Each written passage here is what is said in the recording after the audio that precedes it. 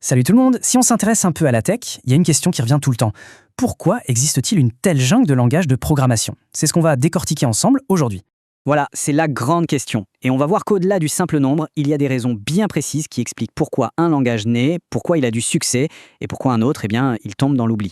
Et pour bien comprendre l'ampleur du phénomène, accrochez-vous bien, chaque année, il y a entre 5 et 10 nouveaux langages qui débarquent. C'est juste énorme. Alors comment on explique cette prolifération constante?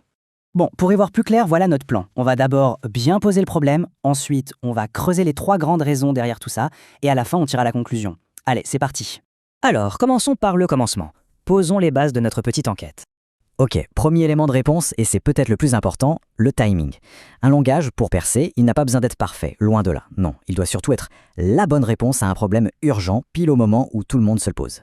Et ça, c'est un point vraiment crucial. La plupart des langages qui naissent, ils disparaissent presque aussi vite. Pour survivre, il faut vraiment arriver au bon endroit, au bon moment. Et l'exemple parfait pour illustrer ça, c'est le PHP. Imaginez le début du web. Pour faire des pages un peu dynamiques, la seule grosse solution, c'était la stack Microsoft. Super cher, super compliqué, une vraie galère. Et là, paf, débarque la combinaison Apache, PHP, MySQL. Une alternative open source, donc gratuite, et beaucoup plus simple. D'un coup, on pouvait rendre ces pages web interactives. C'était l'outil parfait au moment parfait. Deuxième grande raison, et elle est tout aussi importante, c'est la force de l'écosystème. Parce qu'un langage, tout seul, ça ne sert pas à grand-chose. Ce qui fait vraiment sa force, c'est tout ce qui se construit autour. Les outils, les bibliothèques et bien sûr la communauté. Regardons 2 cas concrets. Prenons PHP. Ce qui l'a rendu si puissant, ce sont des frameworks comme Symfony ou Laravel. Ils ont permis de construire des applications web vraiment solides.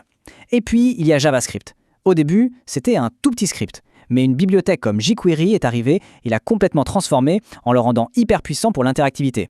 D'ailleurs, petite anecdote sur JavaScript, il n'a jamais été pensé pour devenir le géant qu'il est aujourd'hui. En fait, Netscape l'a juste créé comme une alternative super légère et rapide aux applets de Java.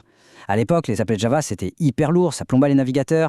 JavaScript, c'était la solution agile à un problème très concret. L'écosystème de JavaScript est devenu tellement incontournable qu'un phénomène est apparu, la transpilation. L'idée est assez simple en fait. Puisque JavaScript tourne partout, mais qu'il n'est pas toujours le plus agréable à écrire, on peut utiliser d'autres langages comme TypeScript qui sont plus modernes.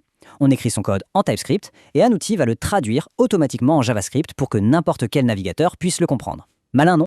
Le parcours de JavaScript, c'est quand même incroyable. Ça a commencé comme un simple petit script dans le navigateur, puis son écosystème a explosé, et finalement il a même conquis le monde des serveurs avec Node.js, propulsé par le fameux moteur V8 de Google.